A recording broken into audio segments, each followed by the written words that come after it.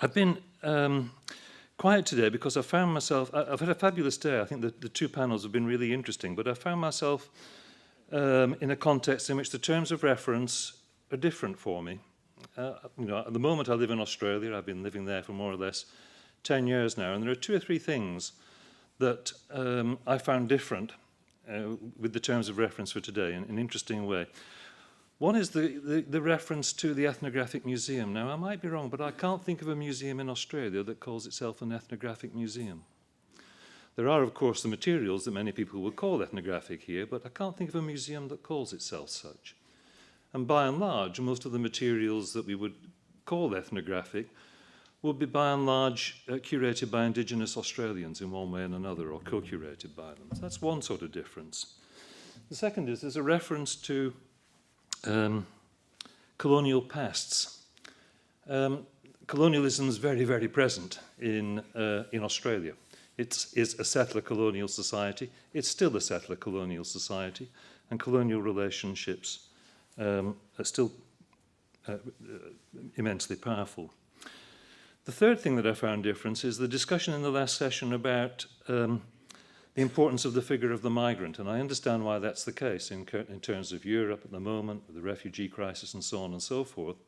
But you wouldn't invoke the figure of the migrant in quite the same way in Australian museum debates for two or three reasons. One, because Australia's extremely repressive policing of its borders mean that there are very few refugees in Australia. They're by and large posted through exercises of regional colonialism in Manus Island and so on. You'll know about this. But secondly, there are lots of migrants in Australia. It's a multicultural society. But nonetheless, and there are significant issues for migrants in terms of museum issues. But nonetheless, if we look at the question of museum politics from the point of view of Indigenous Australians, migrants are colonists. They're parts of colonial histories. So the figure of the migrant has a different sort of like salience. So I found these terms of reference a little bit different. So we might come back and talk about those. So a little bit of background before I come directly to my topic. I want just to refer very briefly to the book that Peter referred to before introducing my topic, because what I'm saying has its background in this collective research project on the relationship between anthropological fieldwork, museums, and processes of governance in the early 20th century. A project that I took part in together with, well, the people whom you see there. I just want to say a few words about this project because it provides some of the kind of theoretical framework that I'll be drawing on in my presentation. So it set out to do three things. First, it set out to examine the range of social, cultural, political, and technological factors that shape the relationships between anthropologists and Indigenous peoples in the context of their fieldwork encounters in the early 20th century, and in doing so shape what was collected and how what was collected was carried back to the museums from which anthropological fieldwork expeditions typically set forth. We then looked at the processes of ordering through which the materials brought back from the field were managed and arranged into particular museum exhibition formats. And our final concern was with processes of governing, focused on how these systems of ordering contributed to the development of the conceptual framework that shaped the governmental logics informing the relations between colonial and colonized populations. But while this book forms a background to my concerns, the topic for my lecture today belongs to a completely different historical period. It addresses the politics of museums in Australia today, rather than those of 100 years ago. However, apart from drawing on the theoretical perspectives that inform this study, I also want to take my bearings from two maps that the contributions of two colleagues on this research project, Rodney Harrison and Ira Draknis, drew to my attention, and the links between these and a third map. The first map is Clark Whistler's map of the Plains Indians culture area and the importance of the role that such mappings of culture areas played in the projects of early 20th century anthropology. This notion of the culture area reflected the influence of Whistler. There's Whistler. Boas's successor as the lead anthropologist at the American Museum of Natural History from about 1905 on. The significance of the concept of the culture area as territorial groupings of practices from diverse sources which conferred on them their distinctive meanings. Okay, so I just want to log that there. The second map, this is Norman Tyndall's 1940 map. Norman Tyndall's an Australian anthropologist. He was the lead anthropologist at the South Australia Museum at the time this map was produced. And this is, you can't see the details, but this is a mapping of Australian languages and cultures to different areas of Australia. So there are all lines across the map dividing it up into different areas of Indigenous languages, a mapping of Aboriginal languages and culture to different areas of Australia.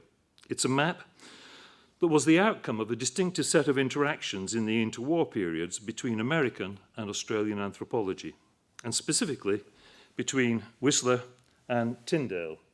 There's Tyndall. Although I have to say I'm not sure whether it's Boris Karloff as Frankenstein, but I mean, it's an unfortunate photograph. But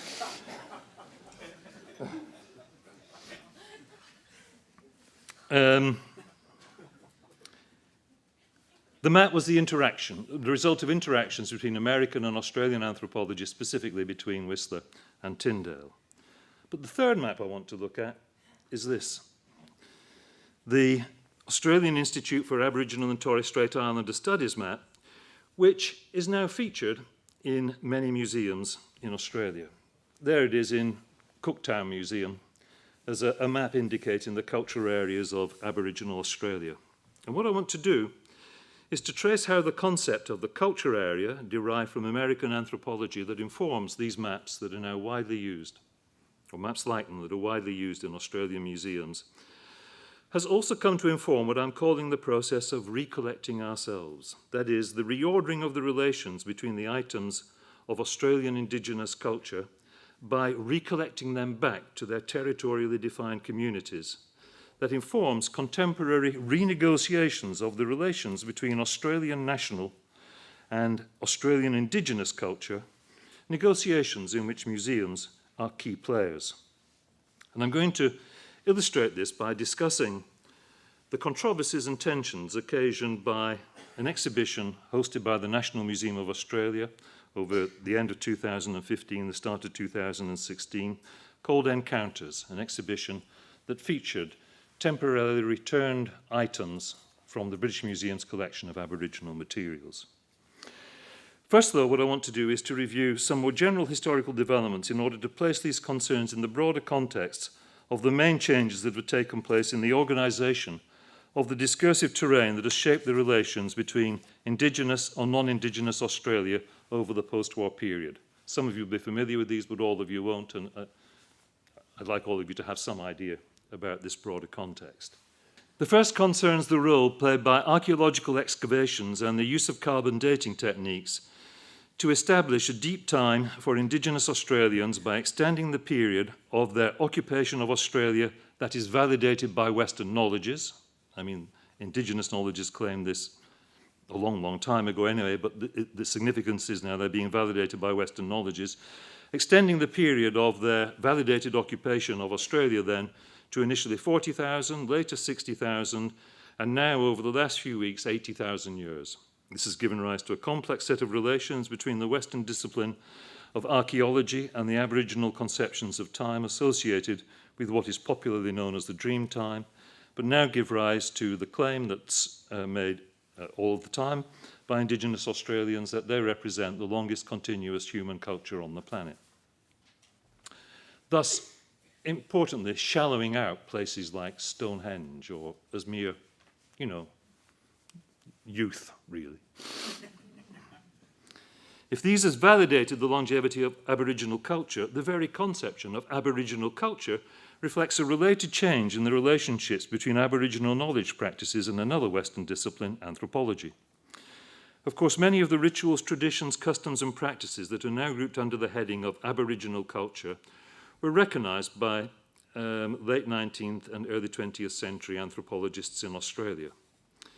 So far as the relations between the settler state and Aborigines were concerned, Aboriginal customary practices were most commonly and influentially interpreted as throwbacks to earlier stages of evolution. And the conception of this as something that was shared by all Aborigines, and this is my key point, tended to divert attention away from customs and traditions that distinguished different Aboriginal nations or tribal groups. There was some recognition of those in the mid to late 19th century, but by and large this concern with the differentiation of Aborigines into territorially defined groups was displaced by a concern with what it was all Aborigines had in common by being backward. So there was little sense of these interacting with one another in such a way as to add up to distinctive cultures in the sense of constituting territorially anchored ways of life with their own distinctive values and formal properties. The interpretive grids provided by the Boasian culture concept had little appreciable influence in Australia before the 1914-18 war, and its influence in the interwar period was both sporadic and selective. It has, however, beginning in the late 1940s and early 1950s, since contributed to the development of new relationships between anthropology and Indigenous communities with a range of complex and often contradictory implications for the subsequent conceptions of Aboriginal culture and its place in the national culture. I'll come back to that. But the influence of this Boasian anthropological concept of culture, which I'll elaborate in more detail shortly, has been paralleled by the positive political inflections of the concept of race, which at a slightly later date and via different routes and networks also made a trans-Pacific crossing from the United States to Australia. I draw here on the work of Kamala Visweswaran, her book Uncommon Cultures, who, reflecting on the reasons for the black civil rights activist W.E. Du Bois's refusal to adopt the culture concept associated with the Boasian anthropological tradition, stresses instead the political inflection Du Bois lent to mid-19th century conceptions of race as an inherited bloodline. Du Bois's innovation consisted in his interpretation of such inherited continuities as both a result of shared experiences of colonial and racial repression and a source of opposition to these. And we can see what is involved here in Du Bois's response when asked what his African ancestry meant to him, acknowledging his inheritance of certain physical characteristics of colour and hair. He qualifies the significance of these. Of more importance, he says, is the fact that since the 15th century, these ancestors of mine and their other descendants have had a common history, have suffered a common disaster, and have one long memory. But the physical bond is least, and the badge of colour relatively unimportant, save as a badge. The real essence of this kinship is its social heritage of slavery and discrimination and insult. This non-essentialist conception of race, uniting peoples through their experience of shared oppression, has played a significant role in shaping contemporary Indigenous political movements. And their influence in Australia has been evident in the forms of pan-Aboriginal cultural activism developed by Indigenous Australians in the late 20th and early 21st centuries, and often in significant dialogue with American black consciousness movements. The fourth development concerns the changing relations between anthropology, art history, and aesthetics with regard to the classification and curation and exhibition of Aboriginal art. Originally exiled from the category of art proper and denied any historical dynamic, Aboriginal art practices were initially classified as solely of ethnographic interest, and until roughly the mid-20th century, their exhibition in museums was arranged exclusively within an ethnographic framing. Over the intervening period, the categories of Australian art history have been revised and are continually being revised. There's a very interesting process of revision going on to valorise both traditional and contemporary urban Aboriginal art practices. At the same time, the development of productive interfaces between contemporary Aboriginal art practice and post-expressionist forms of contemporary art have supported anti-essentialist understandings of Aboriginal art. There are different forms of it related to different groups. All right, then, these then are the general contours of the changing relations between a range of Indigenous, intellectual, political and cultural practices and the Western knowledges informing museum practices that underlie my concerns with the forms of recollecting ourselves that are in play in contemporary Australian museum practices.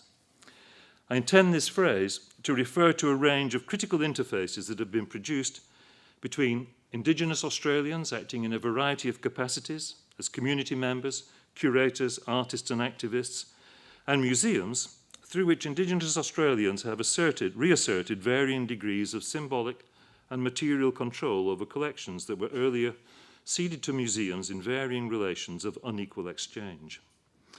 At the same time, however, I shall argue that the selves that are thus recollected are not and cannot be exclusively or essentially indigenous, but are also caught up in ongoing processes of refashioning the materials comprising the heritage field to yield a range of new hybridised identities and national pasts. So I want to go back to this 1996 map of Aboriginal Australia. This is the second of what have perhaps been the two most influential ways of presenting Indigenous artefacts in Australian museums, this sort of interpretation of culture areas. The first is the series showing possible developments of boomerangs from ordinary throwing stick and of sword from boomerang that the anthropologist Baldwin Spencer arranged at the National Museum of Victoria in 1901 on the eve of Federation. Federation in 1901 was the year in which what were hitherto 5 or 6 separate colonies in Australia were brought together and established as a nation relatively independent from Britain. In contrast to the territorialising logic of the map, this series was constructed by bringing together throwing sticks, swords and boomerangs from different parts of Australia, extracting them from the particular contexts of the specific indigenous nations they were taken from, in order to present them as part of a single pan-Aboriginal account of the evolution of the boomerang and into swords. As such, it reflected a specific set of conditions governing the fieldwork practices that Baldwin Spencer conducted in Central Australia with his colleague Francis Gillen. And I just want to run briefly through these. The role of stations on the overland telegraph that was newly opened between Adelaide in the south of Australia and Darwin in the north, and of railways and government ration depots was important in providing points where Aborigines periodically congregated and where, therefore, they might be brought into the orbit of fieldwork investigations. Then there were the guides and sometimes Aboriginal trackers on whom the fieldworkers relied to find their way around often hostile terrain, and the horses and camels that were the main source of transport for the anthropologists, their equipment, and so on. There were the measuring and recording devices that mediated the relationship between anthropologist and subjects: cameras, films, sliding calipers, anthropometric devices for taking blood samples and fingerprints, and so on. But it's the role of telegraph stations that I'll focus on here. Spencer and Gillen's 1901-2 expedition across Central Australia kept close to the telegraph line wherever possible, with telegraph stations constituting their main stopping places. These also functioned with the gradual cessation of warlike exchanges across the colonial frontier as significant contact zones for the relations, contact zones in quotes, for the relations between anthropologists and the Aboriginal populations of remote regions. This is reflected in the photograph taken in 1901 of the Barrow Creek Telegraph Station, some 300 kilometres north of Alice Springs, that Spencer and Gillen use in their across Australia to evoke a past scene of a treacherous attack by the natives on the station shortly after its opening in 1872, but a scene of past violence that only served to emphasise their presentation of it as, in the early 20th century, a place where the power of settler Australia now operated securely in a region where it had hitherto been exercised only sporadically. So there's a whole set of forces here that are brought to bear upon the anthropological fieldwork encounter that have to do with the role of the telegraph and so on in a crucial period of early state formation in Australia. This then was one of the sites from which Spencer and Gillen collected Indigenous materials, which, when brought back to the National Museum of Victoria, Spencer combined with materials collected from other parts of Australia as parts of evolutionary sequences leading from the simple to the complex, as with the sequence, this one again, leading from the throwing stick to the boomerang at the National Museum of Victoria in 1901. Modelled on Henry Pitt Rivers' evolutionary displays at the University of Oxford, and Spencer had worked there before going to Australia, it's nonetheless different from these in one important respect.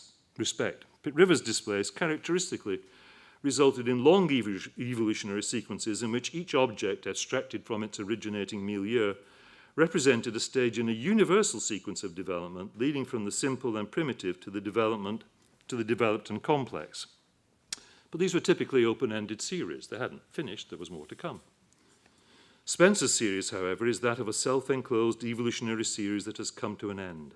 His introduction to the 1901 guide to the National Museum of Victoria's ethnographic collections interpreted these as testimonies to a series of non-developments, a people with no cultivation of the land, no domestic animals, no writing, which, attributed to the joint effects of the isolation of Indigenous Australians from the flows of competition and their subjection to the tyranny of custom, added up to a frozen history that was not in any way connected with or led into Australia's fledgling national culture. No more a part of Australia's future than of its constitution. On the colonial frontier, the maintenance of a gap between the settler and Indigenous populations had become increasingly important. For a good part of the 19th century, this gap had been regarded as potentially bridgeable via civilizational programs designed to carry Aboriginal and Torres Strait Islander peoples across it. By 1901, however, it had come to be viewed as an unbridgeable chasm and one that was increasingly racialized. So, the question I want to pose is, how do we get from that, as one frame it, to this? How do we get from A to B? The result of a research project organised by the Australian Institute of Aboriginal and Torres Strait Islander Studies to map all the language, nation and tribal groups of Aboriginal Australia. This map has its conceptual roots in the longer history of mapping projects that spatialise the relationships between different Aboriginal groups by territorialising them. Well, not without precedent, the key figure in this process of what one historian has tellingly called laying down the country or reducing the country to order, country being the Aboriginal word for home territory. Laying down the country or reducing the country to order was Norman Tyndale, whose map, going back to that, whose map showing the distribution of the Aboriginal tribes of Australia was a game changer in this regard. Although not published in its final form until 1974, this map was the result of research stretching back to the start of the 1930s and was later significantly influenced by the Harvard-Adelaide University's anthropological expedition of 1938-9, the first version of the map being published in 1940.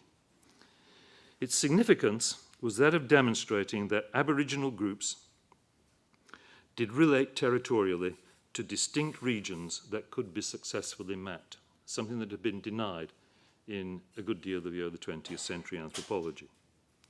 As such, it testified to the influence of the Boasian tradition in American anthropology as mediated by Franz Boas, there he is, student and successor Clark Whistler, there he is again, who collaborated with Tyndale in projects funded by the Rockefeller Foundation.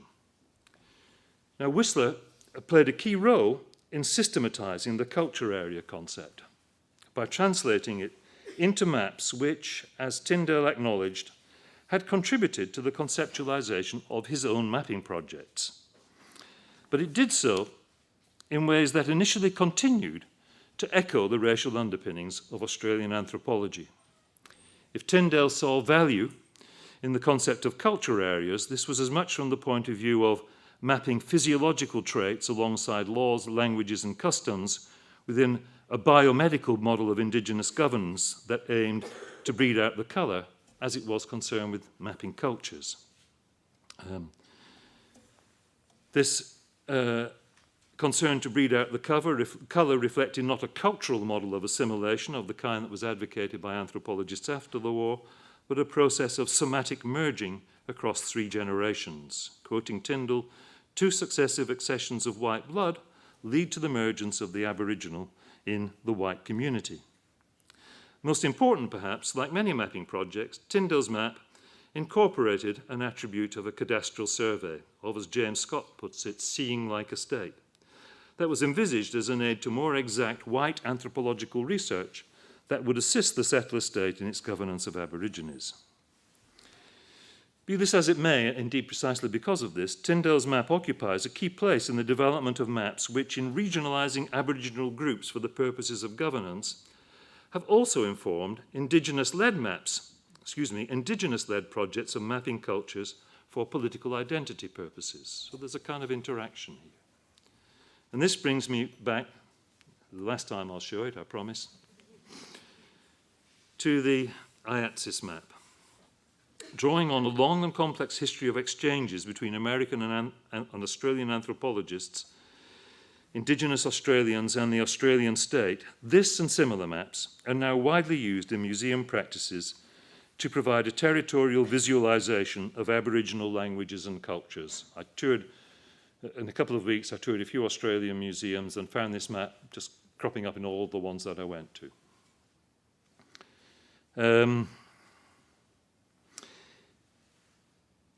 The ground to which these cultures are anchored, however, is a complexly constituted one. By no means purely autochthonous, it is a product of a particular anthropological way of organising varied practices into a culture, understood as a distinctively patterned way of life, rooted in a particular territory. And as such, it is inextricably connected with governing practices, including those of self-governance, located at the interfaces between white and Indigenous Australia. Maps like this are used in land claim politics and so on. Its use as an organising framework for museum exhibitions is thus not without certain contradictions and ambiguities, and it's these that I want to explore now by looking at the National Museum of Australia's 2015-16 exhibition, Encounters, revealing stories of Aboriginal and Torres Strait Islander objects from the British Museum. It's not that that exhibition used this particular map, but it used ones like it. This exhibition aimed to orchestrate the relations between three sets of encounters.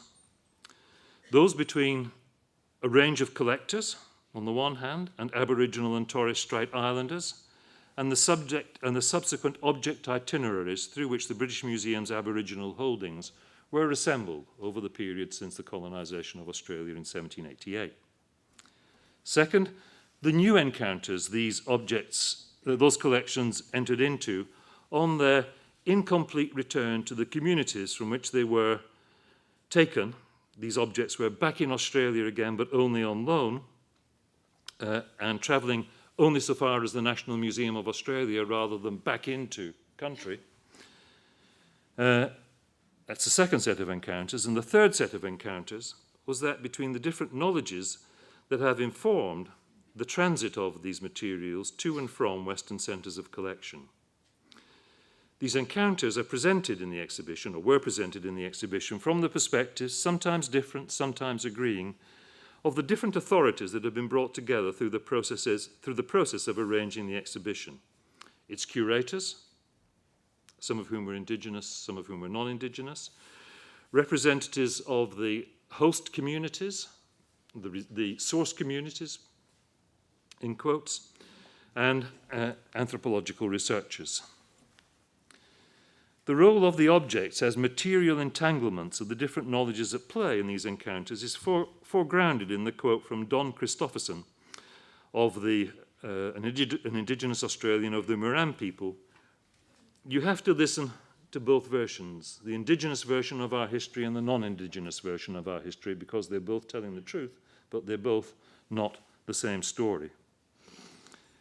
This immediately precedes the catalogue's presentation of the exhibition's most politically charged object, the Gweagal shield, the shield that was taken from, or that was said to be taken from, and I'll come back about why I introduced that qualification later, taken from a Gweagal warrior by the name of Kuman after he had been shot and wounded by a member of the Cook expedition, the Captain James Cook expedition, to Australia in 1770, the first kind of like recorded encounter between Europeans and East Coast Australians. This was also the object that constituted the symbolic nodal point connecting the different parts of the Encounters exhibition. It was its centre. Encounters with explorers, new settlements, and pastoralists encounters between Aborigines and explorers, new settlements and pastoralists were shown in display areas on the left of a central aisle. Encounters with collectors and exhibitions, missions and colonial authorities made up the display areas on the right of that aisle.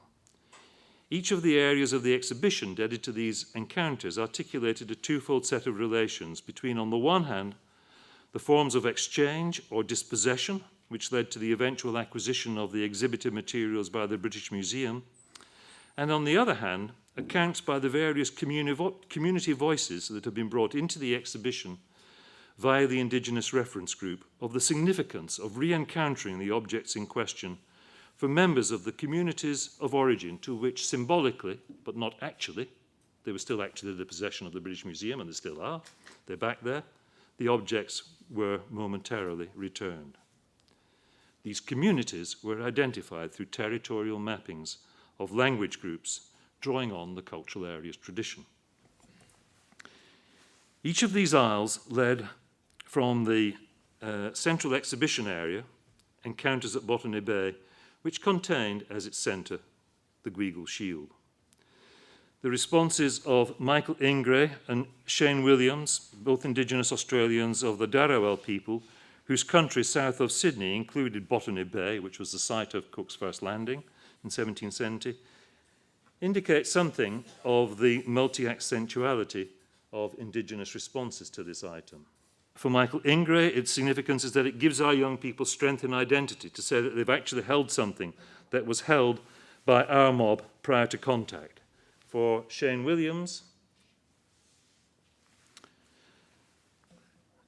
the shield reverberates more to the histories of dispossession and resistance. The shield too represents all Aboriginal people, because that very place where the shield was taken from is where the rest of Australia was annexed to the British. Aboriginal dispossession started there, in that very place. What it reminds me of is Aboriginal resistance, and not just resistance back then, but resistance to the destruction of our culture right up until now. During and since encounters, the Gweagal shield has become a site of and for disputed histories in two main ways. And it will become so in a third way, which I'll come to. First, it's now the subject of a repatriation claim against the British Museum lodged on the part of Rodney Kelly, one of Cuman's descendants, Cuman being the person from whom the shield was taken, or from whom it was said it was taken. A claim which foregrounds a lament that ran throughout the exhibition, namely that the objects in encounters have only made a temporary and incomplete journey home. The second dispute is concerned whether the hole in the shield was caused by a bullet, as Cook's diary suggests, or whether, as Joseph Banks claimed, it was created by a single-pointed lance or spear. And there's more to this dispute than at first meets the eye, or rather, what now meets the eye is a hole that hovers indecipherably between two different interpretations. If it's to stand as a mark of colonial violence and dispossession, then it matters that it should be a bullet hole. Its significance changes, however, if it is a hole made by a lance or spear, albeit still in ways that resonate with current Indigenous activist concerns. I draw here on the work of art historian Ian McLean, who throws useful light on this matter in the interpretation he places on the exchange of 5 musket shots that Cook's crew fired in return for 3 spears launched by Gweagal warriors when Cook landed at a small village on Botany Bay, instead of, as he was supposed to do, at a nearby beach to which, at their first encounter, the Gweagal had invited Cook. He'd been invited, he didn't go to where he was invited, he went to somewhere where he wasn't invited. And this led to the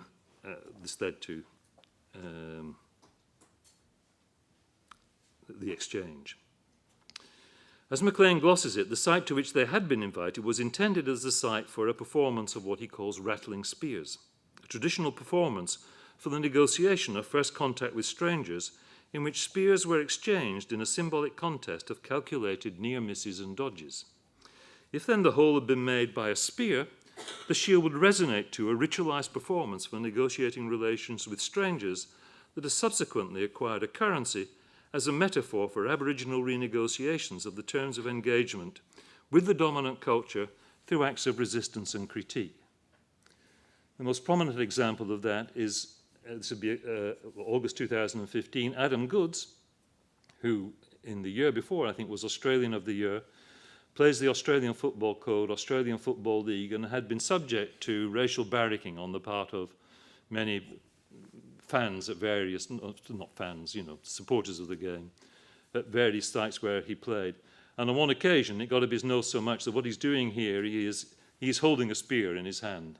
He went to the crowd and threw the spear. There's no spear, of course, but he was drawing upon the traditional act of resistance to show his displeasure at the racial barracking he was getting. On this occasion, a lot of controversy, as you can imagine. There will now be Nicholas Thomas, whom I've known for a long time. When he saw this lecture was being publicised with an image of the shield, wrote to me and said he and other people involved in the encounters, he and some of the curators involved, British Museum curators involved, in liaising with the National Museum of Australia to arrange the Encounters exhibition, have done research which, in a paper that they're going to shortly publish, shows that this particular shield was not linked to the encounter between Cook and the Gweagal warriors in 1770. So we'll see what happens when that paper's published, but for the moment, as it isn't, my account holds true in terms of what was involved in the symbolics of this in 2015-16. The central aisle of the exhibition, running down from the central point where the Gweagal shield was exhibited and the different encounters that were staged to its left and right, was devoted to a number of objects without a story, without a history, without a story. A model Torres Strait Island canoe, a shield from somewhere in South Australia. That is, these were depicted as objects which, since no specific community of origin to which they might be returned was identified, hovered in a kind of cultural no man's land. For Rodney Carter, these were objects without a story. Rodney Carter, a traditional owner from the Dja Dja Wurrung people, these were objects out of context, without a story. For an object out of context, without a connection to a creator and to those that the materials are potentially created by, a story can't be complete or appropriately communicated. So for me as a traditional owner and a Dja Dja Wurrung person, no matter the value a museum places upon our materials, it is not real. Elverina Johnson of the Yidinji people, commenting on another section of the exhibition, articulates a similar perspective, likening the British Museum's claim to ownership of the objects taken in colonial histories as, I quote, like keeping the stolen generation of objects that will finally receive their meaning when they are eventually able to make their way home. This is a recurring theme in both the exhibition and the catalogue. Without stories, without the knowledge, they're still just objects. The Encounters project is really about people. There's no other way around it. Yes, the British have got these objects and they want to show us photographs and they want to put some in the museum, but it's about people. Who were these people? Who are these people today? Well, we are these people. Without the people, they're just objects. Without the stories, without the knowledge, they're still just objects. For Tracy Woods and Nunga Elder, similarly, you've got the sticks and that, but we've got the stories. And without the stories, the sticks mean nothing. And most pithily, for Auntie Dulan Lisha Eats, a Balladong elder, culture makes real. It's the people. This is their culture. This is the real stuff. But what is the culture in question here? Nicholas Thomas' characterization of the critical work that Indigenous intellectuals perform on and with collections of Indigenous cultural materials in museums as what he calls a kind of reverse fieldwork offers a helpful perspective from which to approach this question. Thomas invokes this concept in connection with the British Museum's Melanesian Art Project as one which called into question the contention that there might be some intrinsic connection between source communities and items of customary material heritage which can alone recover the true meaning of the latter. A significant aspect of the discourse of encounters, by contrast, is one in which items, in being returned to such communities, are presented as being returned to themselves, to their truth. But this conception does not, of course, come from nowhere. It has a distinctive anthropological history and provenance. One of the key signatures of Franz Boas's conception of fieldwork was that the true meaning of objects could only be appreciated by placing them in the context of their interpretation and use by the members of the cultures to which they belong. What does this mean? He asked of the design of a cooking ladle of the Thompson Indians. According to the Indians, he answered, this means that the salmon is being boiled. This is some smaller fish being boiled. This is the spring, blah, blah, blah. Of course, we get no idea of such a notion simply by the red decoration of the object, unless the Indian would tell us what it really means. For Boas and his successors, cultures were conceived territorially as cultural areas defined not in essentialist terms, as intrinsic and permanent connections between a people, their economic and social practices, their language, religion, and myths and their material culture, but as territorially marked temporary fusions of these, effected by a creative synthesis of peoples, objects, and languages in movement from diverse sources. It was this conception of territorially defined cultures, rebutting earlier conceptions of Aborigines as nomadic, and thus without fixed attachment to place, that first became influential in Australia via Norman Tyndale's map. The processes through which this and subsequent maps gave cartographic form to the concept of culture areas became effective operators in the relations between anthropologists, Aboriginal and Torres Strait Islanders, state agencies, and non-Indigenous Australians in ways that were complex and protracted. And if we're to understand these processes and their consequences correctly, it's necessary to appreciate that the conception of cultures as the differentiated properties of territorialised Indigenous peoples has involved the production of Aboriginal and Torres Strait Islander cultures where there were none before. To avoid misunderstanding, and it's really important, let me stress that distinctive rituals, customs, artistic and religious practices, of course, existed and were recognised as such by the Indigenous people concerned and by some of Australia's early fieldwork and anthropologists. But they were not interpreted as parts of specific and clearly differentiated cultures whose elements derived their significance from their relations to one another within territorially marked ways of life. Nor did the vocabulary of culture play a significant role in how Aboriginal and Torres Strait Islanders interpreted the relations between material objects and their economic and religious practices. Rather, the vocabulary of culture was seen as exclusively a property of the colonising power. For William Cooper was the secretary of the Australian Aborigines League that initiated organised national protest in the 1930s. This is the first time of nationally organised Indigenous protest. For him, the League's essential task was, and I quote, to help the natives into full British culture, a process he likened to that which Roman imperialism had played in lifting the British to culture and civilization. But the task was to lift the natives into full British culture and thus enfold them within a universal history of progress in which, and I quote again, every native would be headed for the culture of the white man. The conception of area-specific cultures, then, is properly understood not as referring to pre-contact realities, but as referencing a relatively recent artifacts which shape through the complex and constantly changing relations between Indigenous and non-Indigenous Australians also shapes those relations in comprising a new interface between them. The culture that is evoked in these regards is, in Michel Foucault's terms, a new transactional reality, through which the relations between Australia's Indigenous and non-Indigenous populations have come to be increasingly, albeit not exclusively, enacted. It's put something in place that wasn't there before.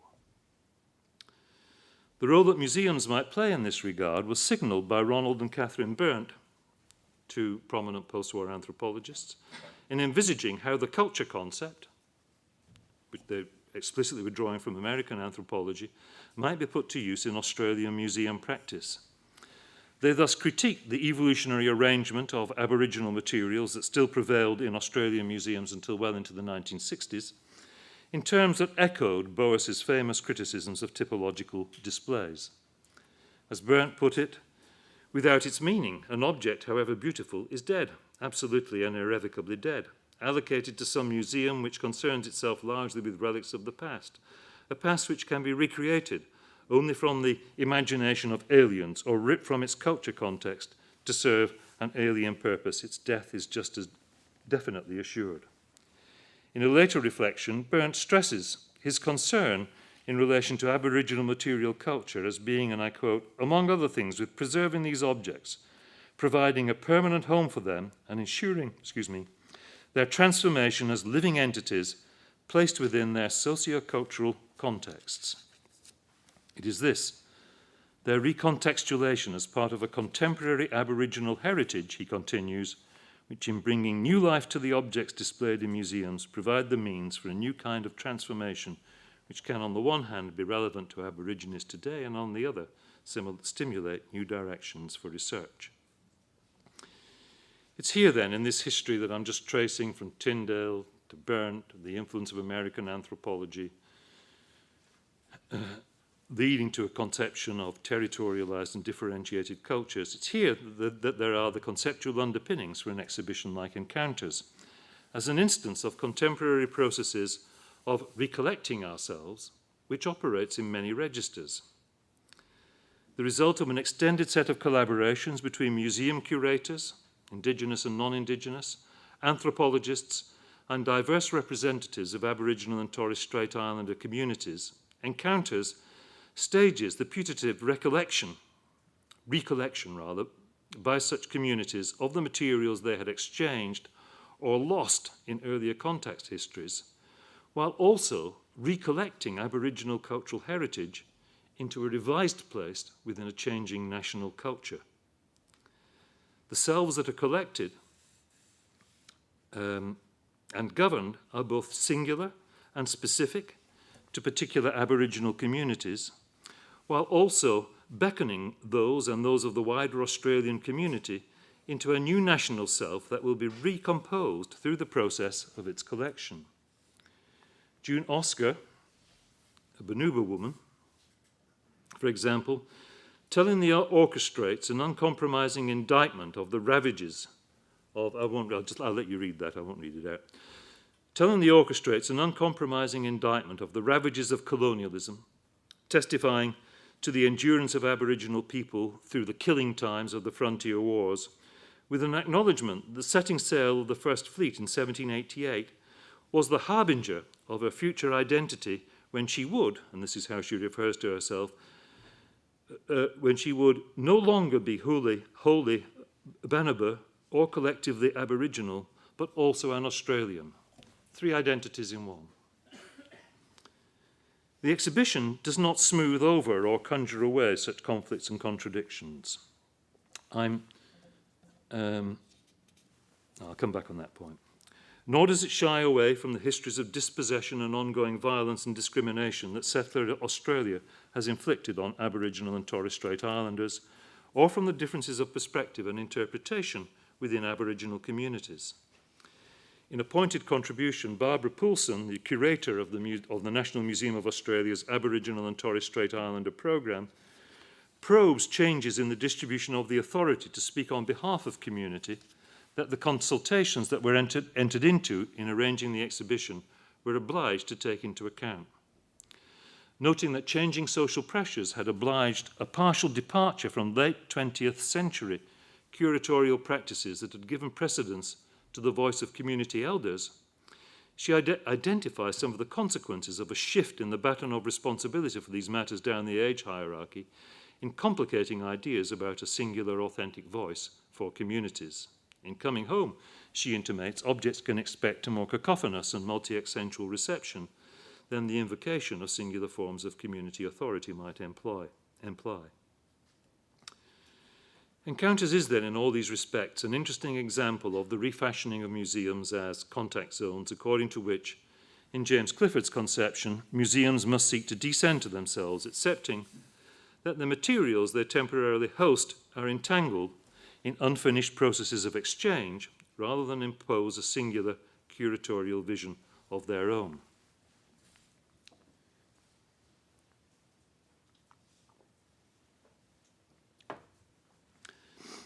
As such, it bears witness to the role that the culture concept, as mediated and interpreted by different generations of post-war Australian anthropologists, has played in organising the particular texture of the contact zones produced by reforming tendencies in Australian museum practices. And in doing so, in coming together with Indigenous knowledges of country, has, in some respects, recruited Indigenous Australians as anthropologists of themselves.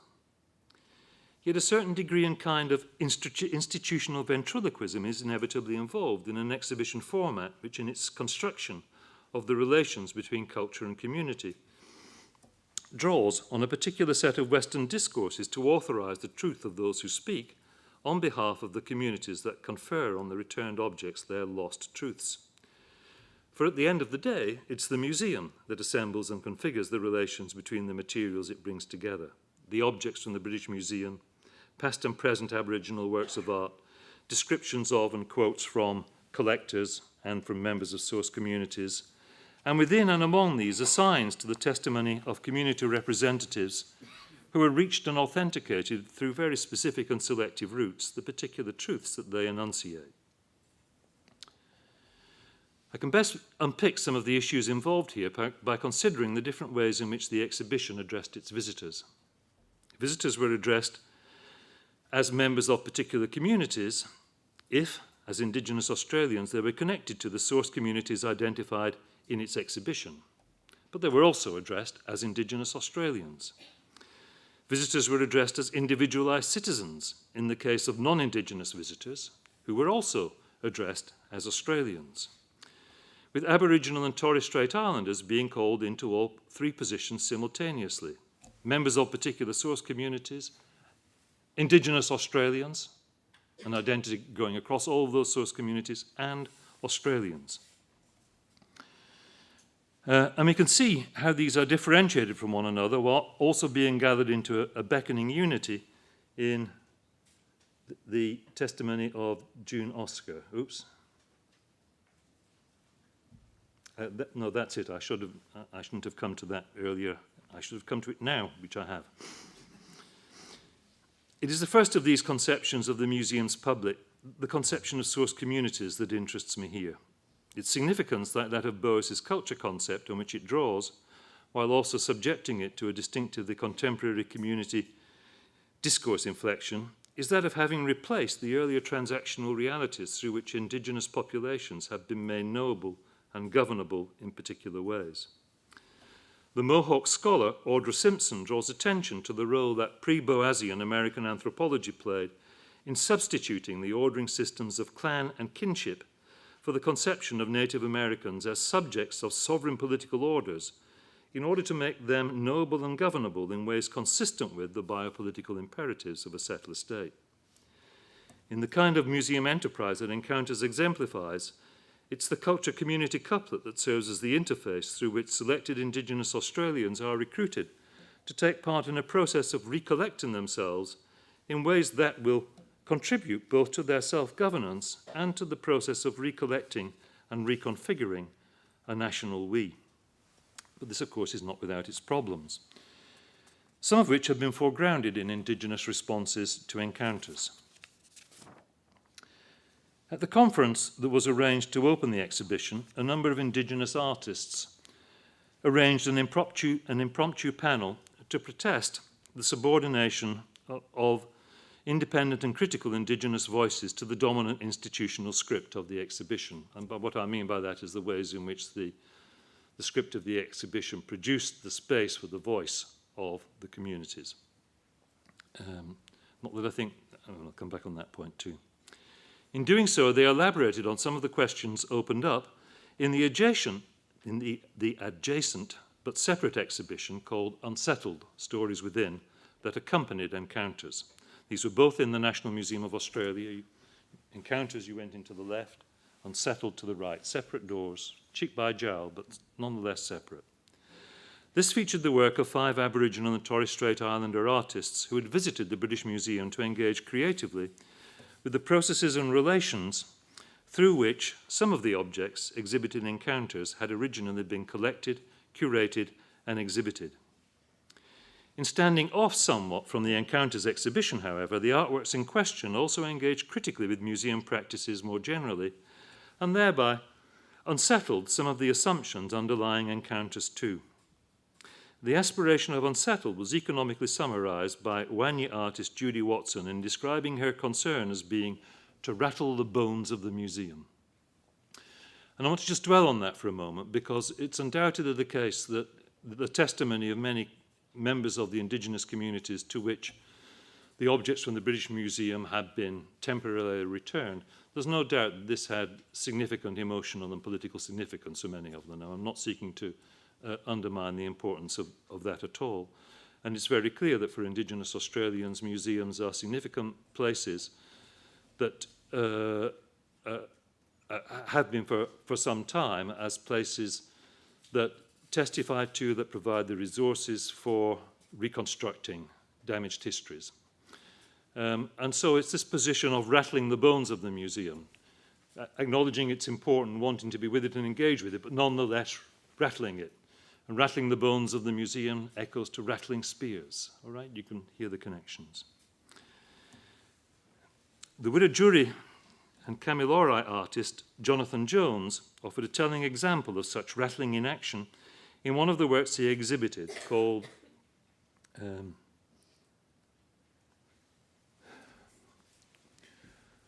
Mogu Galaluga, I'm not sure whether that's the correct pronunciation, or Conceal, which I am sure is the correct pronunciation.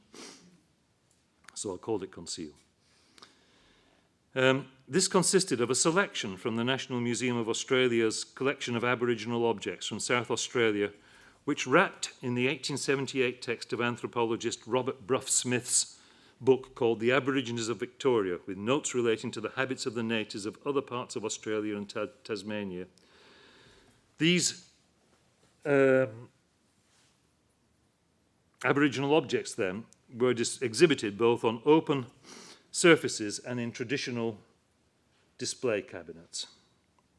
At one and the same time, therefore, they were fully open to, yet hidden from view. Their meaning occluded by the layers of anthropological interpretation in which they were wrapped. Jones' purpose, he tells us, was to highlight the inadequacies of anthropology and attempts to deconstruct the contextual framework that defines museum collections by showing how a handful of historical anthropological texts dominate how we understand and interpret museum objects, and in turn our own cultural heritage, often obscuring our ability to see our objects and claim them as our own. While this might seem to condemn only the past practices of anthropology in this regard and to validate those of Encounters, interpreting Conceal in the light of Jones's more general practices and affiliations as a contemporary urban Indigenous artist suggests a more complex and ambivalent reading. In discussing the work of Gordon Bennett and Brooke Andrew, two urban Indigenous artists who, like Jones, worked critically on the colonial archive comprised by a museum and other collections, Ian McLean, the art historian I referred to earlier, argues that they do not do so in order to, quote, construct a family, clan, or tribal genealogy that might authenticate one's fragmented identity, or to recover an authentic Indigenous voice, but to draw transcultural connections that insert Indigenous histories into the cosmopolitan discourses of modernity. Jones also occupies a key point in McLean's interpretation of the role that the rattling of spears has played in Indigenous practices of protest and resistance. This consists in his contribution to the Kolata Chuja project, an installation at the 2014 Adelaide Biennial initiated by a group of Pitjantjara men. This comprised a large collection of spears brought together and hung from the ceiling in a threatening density, accompanied by a soundtrack of Aboriginal chanting to the rattling of spears and a wall text connecting the exhibition back to the moment of first contact when the Gweagal shield began its journey to the British Museum and temporarily back again to Australia for Encounters. It has been in this spirit, then, that I've sought, in probing the organisation of the discursive ground that underlies Encounters and exhibitions like it, to subject the contemporary relations between museums, anthropology and Indigenous Australians to a little critical theoretical rattling. But it should be clear that in doing so, I've also sought to echo some of the ways in which in this exhibition the museum rattles itself. And I mean that as a compliment, and I think it's one of the best things that we can expect a national museum to do, to rattle itself. Thank you.